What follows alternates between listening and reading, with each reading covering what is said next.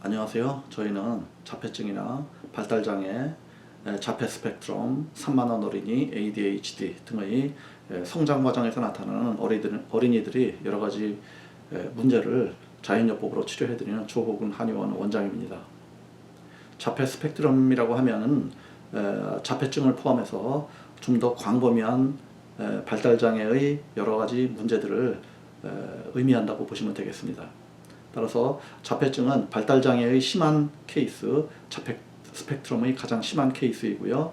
발달장애나 자폐 스펙트럼이라는 용어는 산만한 어린이를 포함해서 우울증이 있거나 성장 과정의 대화나 대인관계 등에서 어려움이 있거나 등등 성장 과정에서의 겪을 수 있는 나타나는 여러 가지 증상을 광범위하게 포함하는 이러한 언어가 자폐 스펙트럼 혹은 발달 장애가 되겠습니다. 이러한 문제를 해결하기 위해서 대부분 신경정신과에서 상담을 받으시거나 또는 약을 복용하시거나 등의 방법으로 취하시는 경우가 많이 있으신데요.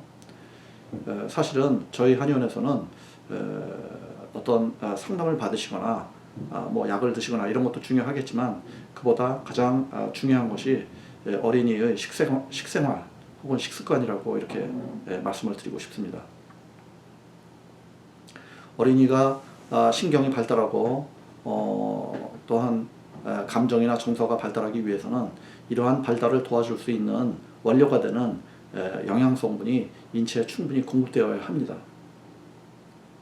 그러나 최근에 어린이들의 식생활을 보자면 이에 미치지 못하는 영양 불균형 상태가 상당히 많이 존재하는 이러한 상황이시고요. 저희 한의원에서는 이러한 영양 불균형 상태 혹은 특정 무기질이나 영양소가 부족한 상태에서는 발달장애가 발생할 수 있는 소지가 된다고 말씀드리고 싶습니다. 따라서 저희가 볼 때 다른 무엇보다도 가장 중요한 것이 어린이의 식생활이므로 오늘은 이에 대해서 말씀을 드리고자 합니다. 예를 들어서 우리가 한의학적으로는 소양인 체질이라는 이러한 체질이 있습니다. 이러한 소양인 체질에서는 기름 섭취가 상당히 중요하다고 이렇게 되어 있는데요. 기름이라고 한다면 뭐 참깨라든지 들깨라든지 잣이라든지 호두, 아몬드 뭐 여러 가지 또 아니면 동물성 지방, 뭐 등심이나 생선 기름 등이 있을 수가 있겠습니다. 이러한 기름 혹은 지방이나 기름이나 같은 성분이라고 보시면 되겠습니다. 같은 내용을 다른 단어로 표시한 거라고 보시면 되겠습니다. 이러한 기름이나 지방 성분은 어린이의 뇌신경의 발육에 매우 필수적인 요소입니다. 뇌신경 세포는 약 60%가 기름으로 되어 있으며 그 중에서도 오메가3 기름이 차지하는 부분이 상당히 많습니다. 그 중에서도 DHA라는 오메가 성분이 많이 필요한 상태가 우리 뇌신경 상태라고 볼 수가 있고요. 당연히 발육 상태에서도 발육이 잘 이루어지려면 이러한 오메가3 기름이나 동물성 지방 혹은 씨앗 기름 등을 적절히 섭취해야 합니다. 한의학적으로 소양인에 해당되는 경우에는 이러한 기름이나 씨앗 성분이 더더욱 필요하다고 말씀드릴 수가 있습니다.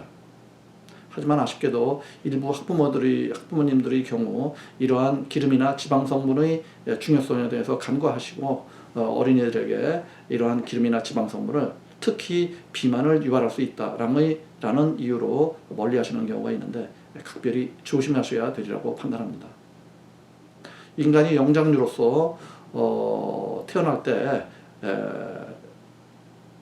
원숭이나 이러한 원숭이 종류하고 인간 종류하고 태어날 때 다른 점이 무엇이 있겠습니까?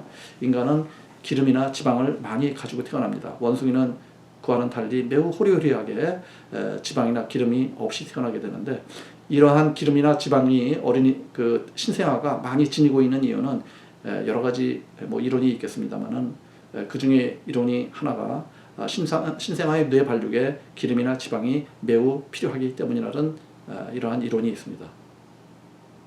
그래서 올리브 기름 또 버터 등을 적절히 드시라고 말씀을 드리는데요.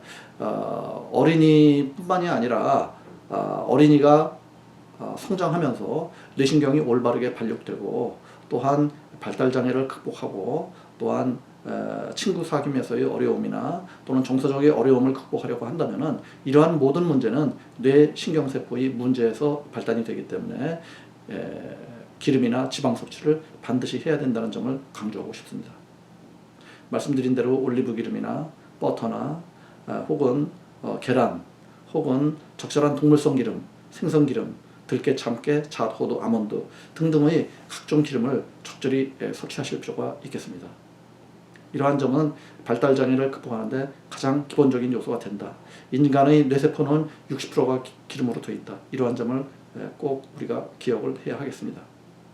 그러나 인간의 뇌세포에 좋지 않은 기름도 존재할 수가 있는데 우리가 흔히 저급 식용유라고 할 수가 있는 콩기름이나 옥수수 기름 등의 트랜스지방, 마가린이나 카놀라유 등등 여러 가지 조금 질이 떨어지는 이러한 저급 식용유들은 가급적 멀리 하셔야 되겠습니다. 그 이유는 이러한 저급 식용유는 일종의 산패된 기름, 산화된 기름으로 볼 수가 있기 때문에 이러한 산화된 기름은 인체에 흡수되면은 역시 뇌세포로 이동을 할 수가 있으나 이 산화된 기름들은 변질된 기름이기 때문에 뇌세포에서 자신의 역할을 충실히 하지 못하게 됩니다. 따라서 그 결과는 뇌신경세포의 기능이 더 떨어지는 결과가 유발될 수가 있습니다. 따라서 그 최종적인 결과로서는 발달장애가 더 문제가 해결되지 않거나 혹은 호전되지 않는 이러한 결과를 보여줄 수 있다는 점을 우리가 기억을 해야 되고 이러한 결과를 저희 한의원에서의 임상적으로 충분히 입증이 되고 있다. 이와 같은 점을 말씀을 드리고 싶습니다.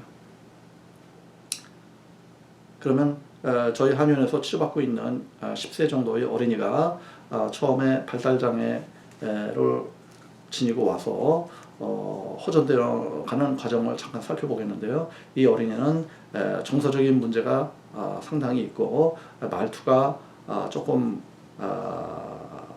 조리 있지 못하고 그 나이 또래에 비해서 말투가 많이 어눌하거나 언어 사용에서 좀 부족한 점이 많이 있고 친구들과의 어울림에서도 좋지 못한 원활하지 못한 이러한 측면이 많이 있다고 할 수가 있고요. 어떤 학습에서도 어떤 학습에 집중하거나 하는 것이 많이 부족한 이러한 상황이셨습니다.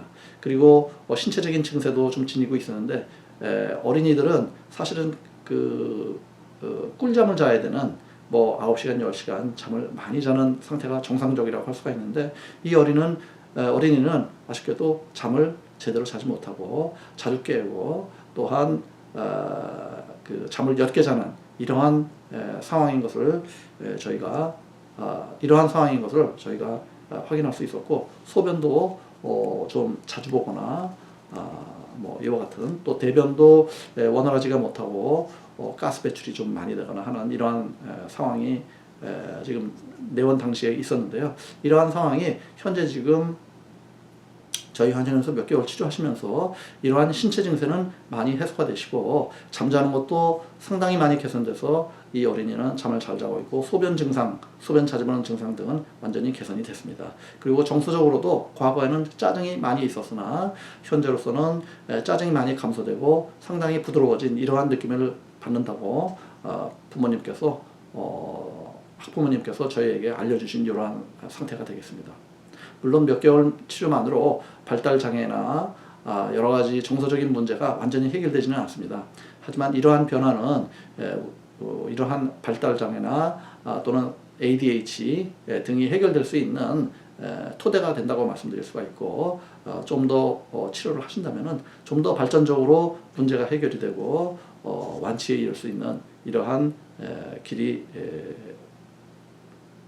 될 수 있다고 저희가 말씀드릴 수가 있겠습니다. 조금 더 상세한 내용은 이 어린이에 대해서 좀 더 상세한 내용을 지금부터 살펴보도록 하겠습니다. 그러면 저희가 이 어린이를 어떻게 파악하고 어떻게 접근해서 치료를 제공해드리게 됐는지 살펴보도록 하겠습니다. 지금 이 어린이의 복진의 그림이 되겠습니다. 복진이라고 하는 것은 환자분의 복부를 망진, 합진, 시진, 축진 등을 통해서 내부적인 병리 상태를 파악하는 것인데요. 이와 같이 현재 복부에 지금 이 압통이 많이 현저하게 존재하지 않는 이러한 상황이었습니다. 그래서 이와 같은 경우는 우리가 복진이 깨끗하다 뭐 이렇게 표현하기도 하고 또한 내부적인 독소가 없다 이렇게 표현하기도 합니다. 지금 이와 같이 이 가슴 부위의 폭이 좀 넓은 경우에는 우리가 소양인이라고 표현을 하고, 이와 같이 복진이 깨끗한 경우는 우리가 표한병이라는 이러한 그 진단을 내리게 됩니다. 그래서 이러한 소양인 경우에는 이제 음기 부족적인 이러한 생리가 좀 존재하게 되고요.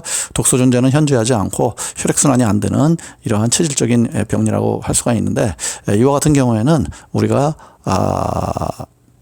말씀드린 대로 이 소양인에 해당되는 경우에는 우리가 씨앗 종류를 섭취하는 것을 한의학에서는 상당히 중요하고 있습니다. 그래서 말씀드린 대로 잣이나 호두나 아몬드 또는 적절한 동물성 지방 등을 꼭 섭취해야 되는 것으로 이렇게 지금 판단이 되고 있는데요.